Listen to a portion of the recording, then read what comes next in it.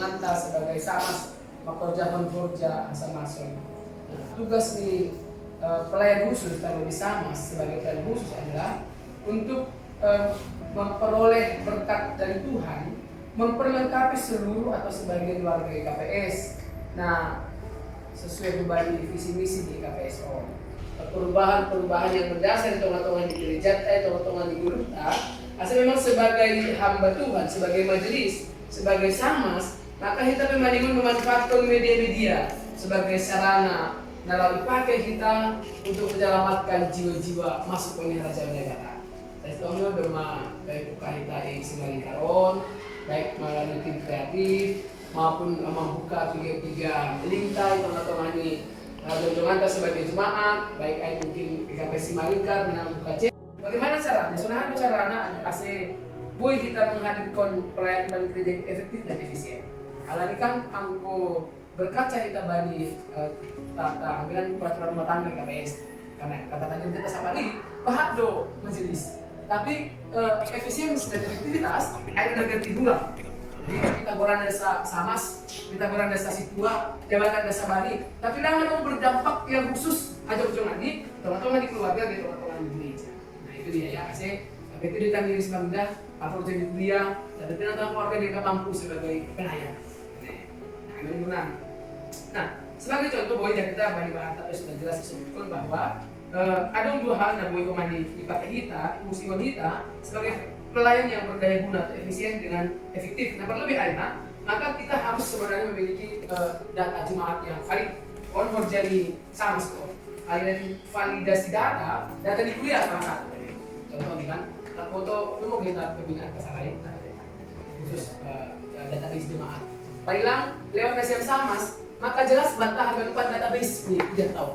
Baik lewat sektor, baik sektoral, baik mungkin umur, baik mungkin dari segi mata pencaharian, mungkin itu nih ibu kahita. Jadi database kan, data pelayanan itu termasuk juga boy gunanya adalah sehingga kita tahu apa yang mereka butuhkan di tempat yang tepat. Itu kan pasti luar biasa. Walaupun memang anggota secara hitung-hitungan teologi ini kan, ya Tuhan kan meminta orang yang mau, bukan orang yang mampu. Betul. Tapi ketika kita semakin biasa, nah, kata gereja itu sudah memberitahu bagi berdaya guna, efisien dan efektif. Sama untuk apa? Situa untuk apa? Jadi lang masih gulut dari sana paharap pastoral tidak. Tapi lebih luas jangkauan ini. Dan boy, ikut cerita teman-teman di dulu. Tadi satu adalah database pelayanan, data jemaat. Nah, jadi boy, boleh saya sama sebelum kami. Mari kita coba membuat validasi data jemaat. Mungkin udah mau coba hotel sekarang, tapi hanya sebagai ada barang kayak gitu ya. Statistik. Nah, jadi sekarang saya bekerja naik hanya untuk keperluan statistik. Tapi ketika sama mengerjakan ini melakukan database pelayanan, makin bicara soal pelayanan apa ke depan yang mau kita lakukan pada keluarga ini, anggo sonoma di sini, keluarga ini anggo sonoma di sini, siaran anggo sonoma kalian tadi, tapi kan kekurangan kan begitu. Itu database pelayanan. Jadi anggo coba kita lakukan ini kami luar biasa do pelayanan. Sebab kita melihat zaman itu berpisah-pisah kan strategi sini on kelebihannya tapi kekurangan itu kan enak kan luar biasa. Jadi kita pantauan, lah kita kunjungan hal ini sakit, kunjungan hal ini pergumulan nggak hanya itu. Tapi kita juga bisa bersinergi untuk mengembangkan banyak hal teman-teman di keluarga. Itu yang pertama. Nah kedua disebutkan bahwa sebagai pelayan gereja, pelayan khusus wanita, maka kita kan merawat gereja ini, kuliah. Karena kita merawat gereja, merawat kuliah, maka harus juga ada tertata pelayanan yang baik sehingga jumpa efektivitas dan efisiensi. Jadi dewujud di Purnami, maka kita perlu juga menetapkan data pelayanan, penata layanan, termasuk soal keuangan. Nah, karena itu kan kita hanya berdahara berbicara soal keuangan, tapi itu juga sama sebenarnya. Penata layanan, menata keuangan. Hal ini udah bocil di persoalan di tengah-tengah di kuliah. Jadi kita hanya mengundoskan orja penata layanan kepada bendahara kuliah atau bendahara sesi atau bendahara sektor. Karena itu kan bendahara buat kita bersama doa. Lalu mengidah selain bertanggung jawab pasal penata layanan keuangan dan di tengah-tengah. Sehingga kita tahu juga seberapa bisa kemampuan kita juga untuk menghidupi misalnya, membeli orja-orja pengasihan, pagi 20 bulan. Di tengah-tengah di kuliah. Jadi kalau hanya bendahara yang tahu tergantung pada bendahara, tapi ketika sama juga kita punya data penata layanan yang bagus di tengah-tengah di kuliah. kami itu juga membantu kita lah membantu kita semakin efektif dan semakin efisien. Maka kemudian kita akan depan hal ini memang gereja ini kan terus berjalan. Kuliah tapi angguinan ya tamat SMA jadi kan dari tulang tai calon sama calon situ kan kan tamat SMA. Sementara kuliah tak doma bahas tamat ya S2 profesor rumado S2 ya kan. Jadi kalau kita nggak punya, kita nggak dikembangkan, kita nggak dibangun terus menerus, maka itu nanti peran kita akan tidak berkualitas, tidak efisien dan tidak efektif. Jadi kemudian kita juga harus terus memperbaharui, empowering ourselves, memperbaharui diri sendiri untuk sampai pada pelayanan yang betul-betul berkualitas di tengah-tengah di kita. Nah, yang pertama boleh kita peran sama sebenarnya bagi dua satuan. Ya, boleh bahasa lah selang kita tahu satu alinya. Pelayanan kedua mah 21 tuh. 21 alinya itu. Peranan sama sebagai pengelola dalam gereja melaksanakan tugas umum dan tugas khusus sama maka sesuai dengan visi kata maka secara tegas disebutkan bahwa seorang Samas adalah seorang pengelola di jemaat. Dalam bahasa yang lebih luas di Alkitab, kata mengelola itu dapat kita terjemahkan dengan penata layanan. Seorang Samas dalam kedudukannya sebagai pelayan khusus tahbisan adalah seorang penata layanan. Seorang penata layanan adalah tanggung jawab uang diberikan Tuhan kepada hambanya untuk mengefektifkan seluruh potensi yang ada dalam jemaat sehingga dapat juga melayani dan mengembangkan karunia serta seluruh potensi yang ada pada warga jemaat. Untuk itulah dalam praktek pelayanan di gereja kita mengenal tata dasar, tata laksana, tata kerja, tata tertib dan aturan lainnya. Next. Sebagai satu persekutuan orang yang beriman, maka yang harus dilihat dari gereja ialah adanya tertib yang dituangkan dalam tata. Keteraturan itu diwujudkan dalam penata layanan gereja yang terkadang tidak sedikit yang membingungkannya. Dan banyak yang menganggap sebagai sesuatu yang tidak penting. Tapi sesungguhnya tanpa penata layanan, maka pelayanan gereja yang baik akan sulit terwujud. Sehingga sebagaimana setiap tindakan memiliki dasar untuk melakukannya, isi bisa tercapai dengan rumusan misi yang terarah. Demikian pula lah dalam pelayanan gereja terhadap jemaat dan dunia. Sebagai pengejawantahan panggilan hidupnya, maka penata layananlah sebagai fondasi gereja. Dalam buku George Barna, The Habits of melalui seberapa baik gereja mewujudkan dalam praktek teologinya dan misi gereja. Penata layanan gereja mengandung makna bahwa gereja melalui para warga jemaat diberikan kepercayaan dan mendapat kehormatan untuk mengepalai dan mengatur serta mengerjakan tugas pelayanan Kristus yang telah dimandatkan secara penuh. Tuhan Yesus berbicara banyak mengenai penata layanan dan Dia memperkenalkan prinsip-prinsip penata layanan dengan jelas. Sejalan dengan itu, penata layanan menunjukkan tanggung jawab manusia atas segala sesuatu yang Allah berikan di dunia ini. Akan tetapi di pihak lain, Allah sebagai pemilik mutlak itu memberikan kepada manusia wewenang penuh untuk membangun, mengusahakan, dan menyelenggarakan apa yang telah Dia sediakan. Dengan kata lain, Allah tidak hanya memanggil manusia untuk melakukan penata layanan, tetapi serentak dengan itu, Ia juga memanggil manusia untuk bekerja sama dengan Dia. Melalui hal ini, gereja dipanggil untuk menjalankan tanggung jawabnya sebagai penata layanan dengan memberdayakan, memanfaatkan, mengelola, dan memperbanyak setiap sumber daya yang dimiliki untuk melaksanakan pelayanan dan kesaksian di dalam dunia ini. Untuk itu, dalam praktek pelayanan di GKPS, seorang Samas dalam mempersiapkan diri melaksanakan pelayanan harus menjadi penata layan yang baik. Yang diperlukan untuk menjadi penata layan yang baik adalah mempelajari dengan baik tata gereja GKPS yang di dalamnya tertulis pembukaan dan tata dasar. Mempelajari dengan baik dan benar apa yang tertuang dalam tata laksana GKPS. Mempelajari dan memahami dengan baik seluruh tata kerja seksi kategorial yang ada, dan perlu juga mempelajari dengan baik apa yang menjadi tata kerja majelis jemaat dan juga tata kerja yang ada di lingkup kepengurusan yang ada di resort maupun yang ada di jemaat. Karena di dalam tata kerja tersebutlah diaturkan dengan baik bagaimana sistem pelayanan yang dilakukan di dalam jemaat sehingga pelayanan kita dapat menjadi efektif dan efisien. Iya, jadi poin yang kita kan peran sama sebagai pengelola dalam gereja, pengelola, manajerial, manage seluruh kegiatan anu di tengah-tengah di gereja. Jadi kita sebagai penata layan di tengah-tengah di gereja. Nah, penata layan itu sebagai pondasi gereja. Kan dulu sudah pernah. Karena kalau kacau, kalau tidak akan beraturan. Tanpa penata layan yang baik, maka baru baik ke depan. Harus dibuat penata layan yang baik. Jadi kita bagi KPS sebenarnya sudah bagus. Dasar-dasar SOP kita juga sudah ada. Maka dulu di Purnami, makorjaon agar kita bisa menjadi penata layan yang baik, maka tidak terlepas dari kerjasama kita dengan Tuhan. Sebab dia lah raja gereja. Sebab dia yang memanggil kita mandilu kita dari Korja. Nah ini Yudhus bata anitero ni Korja asal masuk. Maka dulu jangan kenai, dulu sebut kalau bata. Caranya adalah maka kita harus mempelajari dengan baik tata gereja.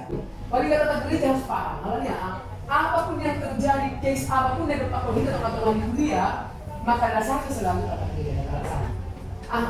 Kalian mau pengembangannya, maka mari kita lihatkan bersama. Tapi Arab soal pernikahan, Arab soalnya jangan pasti berdasarkan kata dasar, kata laksana. Jadi, kami nasihat harus memiliki kata dasar. Ya, dibaca-baca dan dipelajari. Wanita wanita boi paham betul apa yang sedang diletakkan oleh dia dan bagaimana solusinya di tengah-tengah gereja.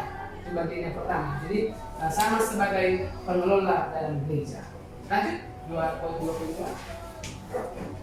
Kewajiban dan tanggung jawab sama sebagai pengelola menata layanan organisasi gereja. Tuhan menghendaki supaya kita menjadi hamba-hambanya yang taat kepadanya. Wujud nyata dari ketaatan itu ialah kesediaan kita untuk bekerja melayani sesama manusia dengan menggunakan talenta yang kita terima. Allah telah menyiapkan pekerjaan yang baik buat kita. Efesus 2:10. Dalam menata layani, maka motivasi atau dorongan sangat penting. Motivasi itu menentukan semangat, suasana, dan seringkali hasil-hasilnya. Motivasi yang benar dilandasi dengan rasa syukur dan mengasihi Tuhan karena Dia telah lebih dahulu mengasihi kita. Siapa yang benar-benar mengasihi Tuhan pasti mengasihi sesamanya, baik dengan perkataan, perbuatan maupun kebenaran. 1 Yohanes 3:18. Oleh sebab itu, gereja harus bekerja keras untuk memasukkan konsep penata layanan ke dalam berbagai pelajaran dan pengajaran yang diajarkan di gereja. Karena dengan memasukkan konsep-konsep penata layanan dalam pelajaran yang diajarkan, maka jemaat tidak hanya diingatkan akan luasnya serta pentingnya penata layanan, tetapi juga diperhadapkan pada cara-cara untuk saling menghubungkan pandangan pemikiran dan kehidupan iman yang pokok dalam cara hidup Kristen secara utuh. Maka dalam mempunyai tanggung jawab sebagai samas sebagai pengelola organisasi gereja, hendaknya para samas bekali dirinya dengan prinsip sebagai berikut: pelayanan yang efektif dilaksanakan oleh orang yang hidup kudus di hadapan Tuhan. Tidak ada yang dapat menggantikan kehidupan yang saleh dan yang taat kepada Allah. Sebuah pelayanan hanyalah akan buat selebar dua kehidupan ini. Begitu banyak pelayanan yang akhirnya runtuh akibat kehancuran hidup dilakukannya oleh karena tugas kasih Tuhan. Setiap kali Tuhan memberi kesempatan kepada tuan pelayan untuk terus melayaninya menjadi kehidupannya berdosa. Namun jangan disalahartikan seakan-akan Tuhan buta akan dosanya. Sesungguhnya Tuhan memberinya kesempatan untuk bertobat. Bila ia mengeraskan hati, suatu hari kelak dia akan ditinggalkan Tuhan dan pelayanan itu pun berhenti. Kehidupan pelaku pelayanan yang tidak tulus pada akhirnya akan mencemarkan semua sendi pelayanan itu sendiri. Ini sesuatu dengan sifat dosa yang terus menyebar dan berkembang biak. Itu sebabnya pelayanan yang efektif adalah pelayanan yang dari memangkas ranting yang tidak berbuah, sebagaimana dikatakan oleh Yesus di dalam Yohanes 19:2. Setiap ranting pada yang tidak berbuah dipotongnya, dan setiap ranting yang berbuah dibersihkannya supaya ia lebih banyak berbuah. Jadi pelayanan yang efektif dilakukan oleh orang yang efektif. Ada orang yang hidupnya tidak efektif. Ia membuang waktu sembarangan, memakai uang seenaknya, memperlakukan orang semaunya, serta merencanakan sekiranya.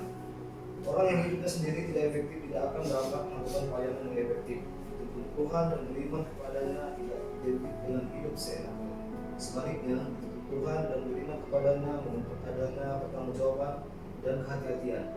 Di dalam perumpamaan gadis yang bijaksana dan bodoh serta perumpamaan tentang talenta di Matius 25 jelas terlihat adanya tentuan untuk hidup bertanggung jawab dan berhati-hati. Berapa banyak pelayanan yang hancur karena pelaku pelayanan hidup tidak bertanggung jawab dan sembarangan. Poin C, pelayanan yang efektif dapat mengoreksi dirinya sendiri. Ini berarti tidak ada seorang pun yang berani meninggi sendiri serta menutup diri terhadap kritik atau kelemahan pribadi. Pelaku pelayanan harus tidak segan mengakui kesalahan yang terjadi dan bersedia untuk ditegur.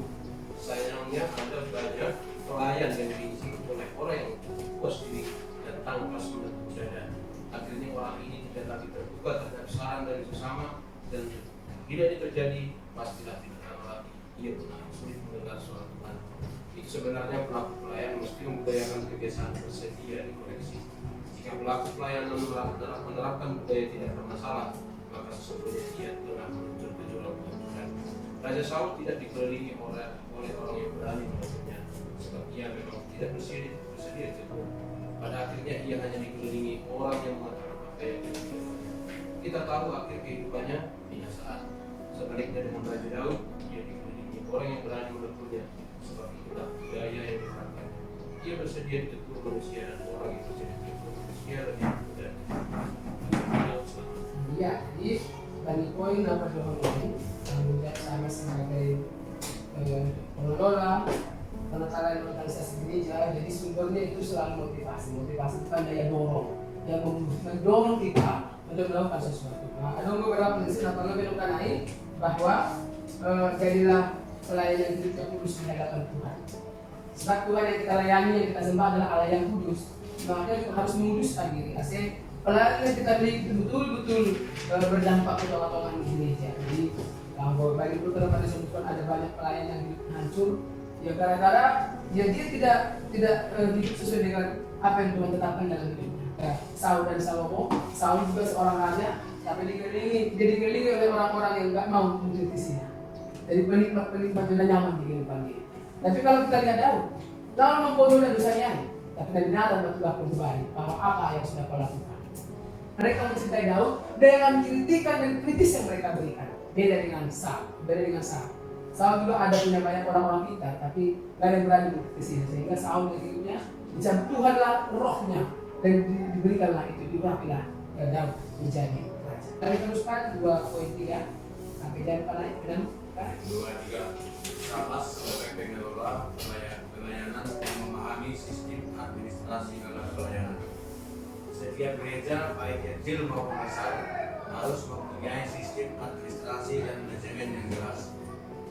Karena kalau gereja mempunyai sistem yang baku dan tersusun sesuai fungsi gereja sebagai tubuh Kristus akan berjalan dengan baik sesuai dengan arah kehendak Tuhan. Itulah sebabnya gereja harus mempunyai pemahaman yang benar tentang pengertian administrasi dan manajemen. Kebanyakan para pelayan di gereja mempunyai pemahaman manajemen yang kurang memadai dan pembinaan para pelayan lebih fokus pada pelayanan untuk melakukan fungsi-fungsi pastoral.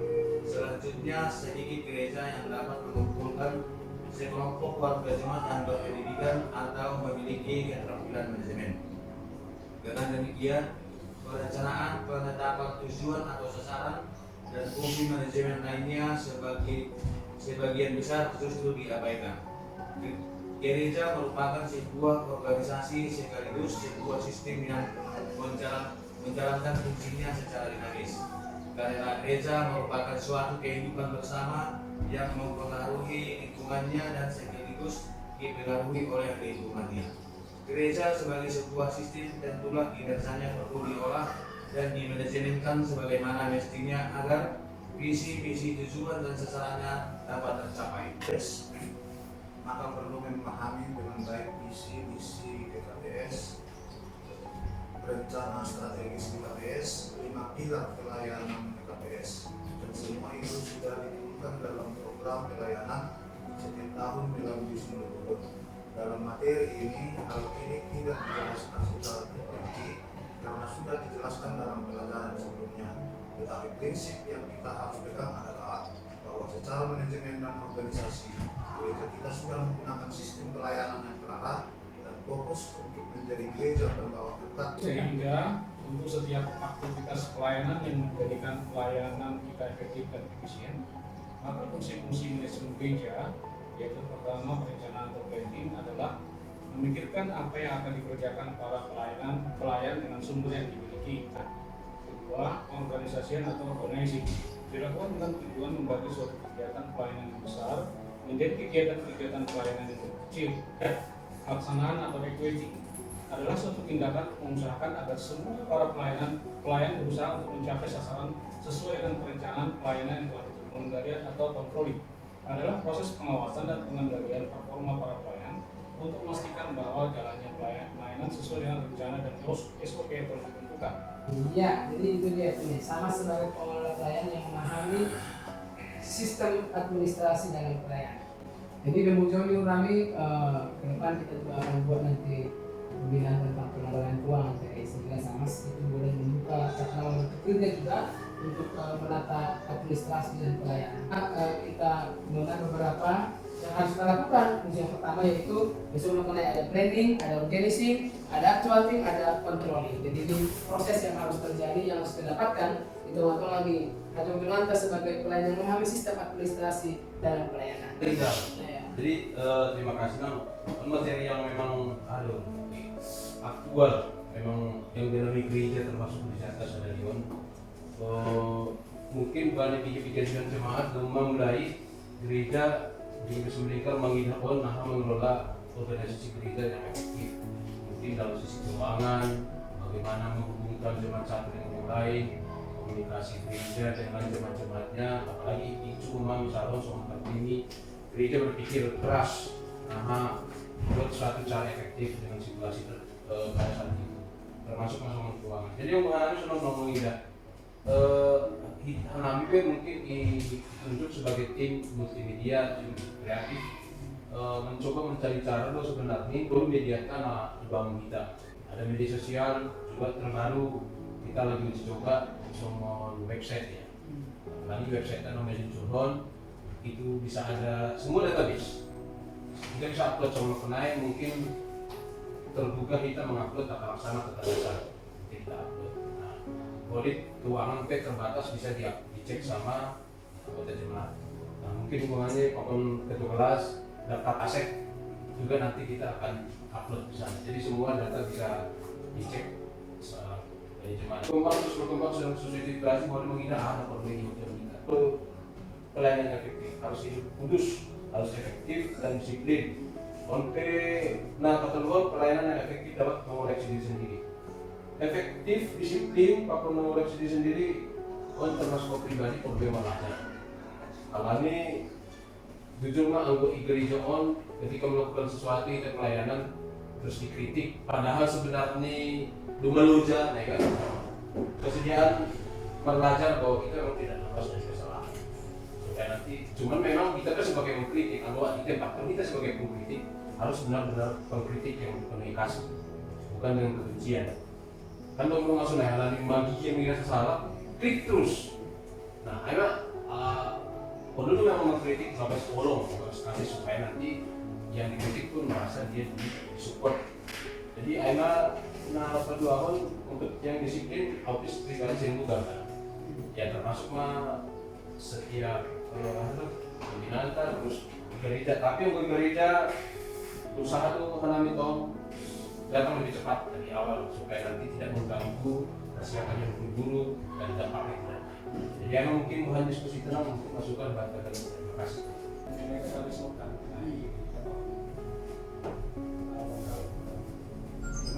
bisa masih berupa versi yang tidak standar. Benar. Anda mengerti. Ini ikon dengan pertanyaan personal. Kamu berbicara tentang organisasi, sudah berbicara tentang sistem. Jadi yang belum sistem. Sementara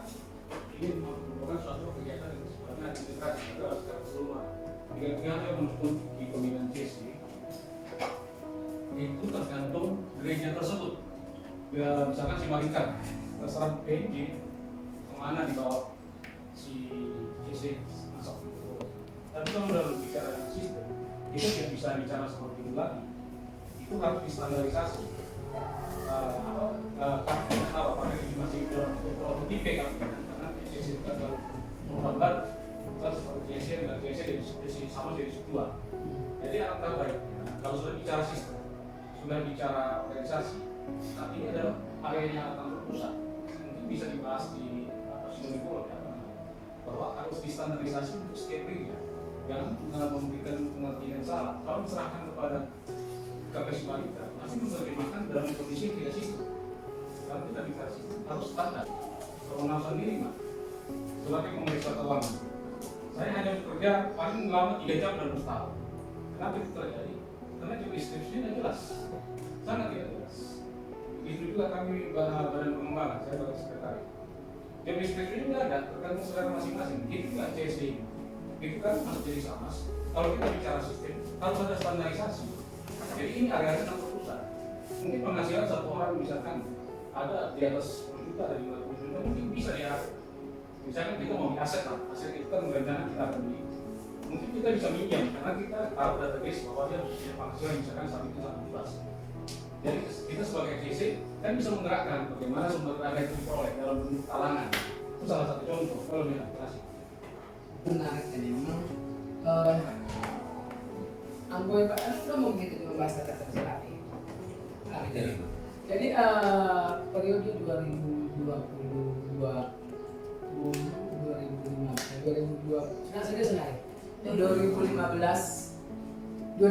sampai 2025 itu sudah diluncurkan tata kerja majelis jemaat. Akhirnya kita main bagi saya. Nah, tapi itu sudah sistem baru. Tapi ibu kado space, ibu kado ruang, ibu di beberapa poin yang bisa ditambahkan oleh majelis jemaat setempat. Domo hubani haboluan di sini. Ini yang gue coba nanti marnata misalkan. Karena itu masalah saya mau soal tata kerja harian majelis jemaat dan ditambahkan beberapa bahan tata akan dilakukan kantor. Nah, sebagai patroni maka doma isiap kantor sinode. Tapi beberapa hal yang khusus mungkin yang enggak langan dong hijau tapi dong hijau. Misalkan, bos lain bulan nami emang situan orang aktif nih. Lawan garolang aktif terbacanya semua roster itu sudah sedang berjalan menjumpai apa yang mereka mau. Yang lalu mereka out. Pada pengajian koran, pengajian bilang tapi lapar kerja itu salah satunya. Jadi secara bagi KPS kita punya sistem yang jelas. SPK kita ada, keuangan SP kita ada. Nah hasil baik tata dasar atau pelaksana besar ada poin terakhir. Angguadong nama limbang, kumbani aturan on. Maka mari lebih berkoordinasi Pak Pendeta soal nyanyi kita Pak. Dan mungkin salah satu contoh membuka. Ada mungkin buka peluang kesempatan bubata untuk juga memperbaharui diri kita seperti itu. Jadi memang bagusnya adalah sistem dengan baik, tapi ini juga ada dampaknya. Kita nggak bisa punya warna sendiri. Karena rumah itu sistem, nggak bisa punya warna sendiri. Tapi kita juga saya pikir kita dua sisi dong. Kita punya sistem yang baik, kita juga diberikan kesempatan juga untuk mengembangkan diri kita sesuai dengan apa yang diinginkan diharapkan oleh gereja, tapi tidak bertentangan dengan firman Tuhan, terlebih pada tata dasar kita. Yaitu yang utama tadi. Jadi dia menolong semuanya. Jadi sistem itu juga bagus, tapi juga ketika membuka peluang untuk yang lain untuk kita juga, saya pikir itu hal yang patut juga kita apresiasi teman-teman dari KPS. Memang Naima ketika kita berdiri bekerja sama di dalam banyak orang, tidak selamanya ya tujuan kita baik juga diterima dengan baik. Tapi apalagi yang tidak baik, maka mungkin lebih tidak baik lagi. Nah kan begitu kan. Jadi prinsipnya semuanya berbanding romo karena adalah janganlah dengan kendor, tapi layani Tuhan dan teruslah menjalankan kita melayani Tuhan dengan cara dan talenta yang kita miliki. Dan itu menjadi hal yang penting juga pahami kita. Yang jadi biarlah Tuhan yang melihat segala apa yang kita lakukan di rumah ini dalam rangka memaksimalkan pelayanan yang baik di teman-teman itu ya dengan talenta karunia yang kita miliki masing-masing. Terima kasih Mak. Kesempatan juga benar sebagai pendeta kami. Memang pelajaran ini sungguh menarik. Dihubungkan dengan tanggung jawab sebagai SAMAS tanggung jawab sama sebagai pengelola organisasi yang mempunyai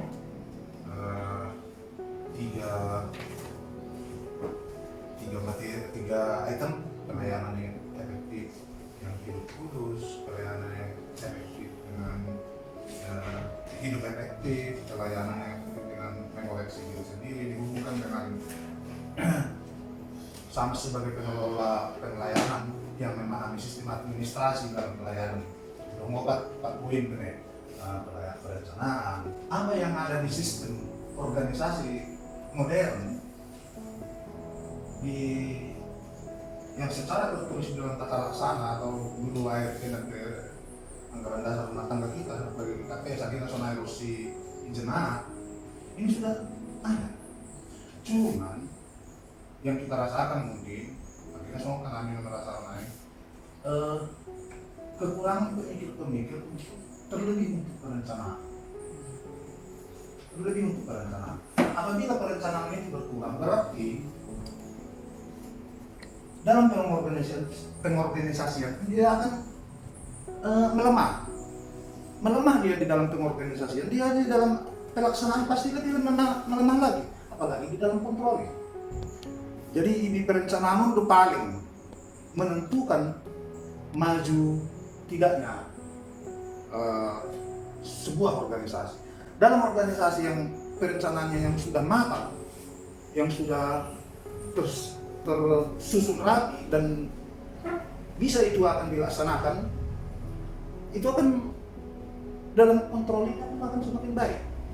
Jadi semua mengatakan negatif anak penilaian. Organisasi kita sudah ada sebagai tim pengembangan, tapi di dalam penyebarannya nggak tahu. Apa titik beratnya? Organisasi itu kan sudah ada. Berarti dalam item-item butir-butir pekerjaan itu kita belum mencatatkan. Itulah di dalam perencanaan itulah, di dalam perencanaan pembentukan organisasi badan pengembangan itulah, itu kan harus direncanakan jawab. Begitu kita buat satu organisasi di bawahnya, apa kerjaannya ini berarti ini yang harus dikerjakan. Berarti maha kurang apa?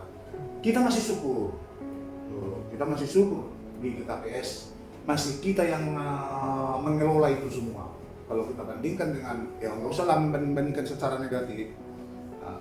Jadi yang gue menurut Sonoma pelajaran sebagai SAMAS di sini ada memaknai tanggung jawab sebagai SAMAS sebagai pengelola organisasi. Artinya kita akan berikan nanti tugas sebagai pengelola sebuah organisasi. Apabila kita dikasih sebuah tugas di dalam organisasi yang lebih kecil di seksi misalnya, kita harus berpikir ada perencanaannya, ada pelaksanaan, bagaimana pelaksanaan. Kalau controllingnya mungkin dari atasan kita, apapun itu kita harus mencoba untuk mengerjakan ini semua dengan segala kekurangan dan kelebihannya. Sebagai singat-singat, sebagai pelajaran bahwa kita ini harus mengalami ini nanti. Karena ini kita ini masih belajar kita belum mampu bila mengerjakan ini. Pas masuk mana tahun ini kita orang nilai. Jadi kita sharing kesal minum kita anggoon pelajaran ini jaluhan memang dengan sepenuh hati. Terima kasih. Jadi sama Noma, ini kan anggo jujur itu maka tahun. Kenapa sama nami Maya pribadi? Kenapa kita selalu ketika ada kepanitiaan atau data-data yang berkaitan dengan data yang harus dinaikkan setiap hari atau dengan keuangan pengumpulan, itu kan selalu kita bikin online. Artinya data itu per menit itu bisa dicek semua orang. Tapi ketika itu kita ajukan selalu memang orang ada event nanti itu tidak banyak lah gitu. Padahal ketika mungkin orang di Jakarta di sini bisa ngumpulin kasih info, dia bisa cek udah berapa orang, 3 orang. Ini yang memang dari level pimpinan mungkin dari inang komite juga memberi masukan bahwa ini penting.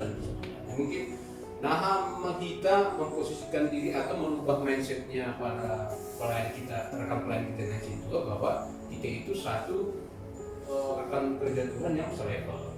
Itu cuma kan gitu, maka tadi kita perlukan database, kita perlukan penata layanan, sebab ada banyak hal. Jadi mungkin hanya bicara soal hal-hal yang sifatnya rohani. Tapi sudah lagi bahwa pelayanan juga harus bersifat berdampak secara jasmani, secara materi dan sebagainya, ekonomi dan kesehatan, pendidikan, ada banyak hal yang kita temukan bersama teman-teman di gereja. Nah, dalam rangka mengubah ini Mas, yang pembinaan terus berjalan. Paling enggak mulai dari kita.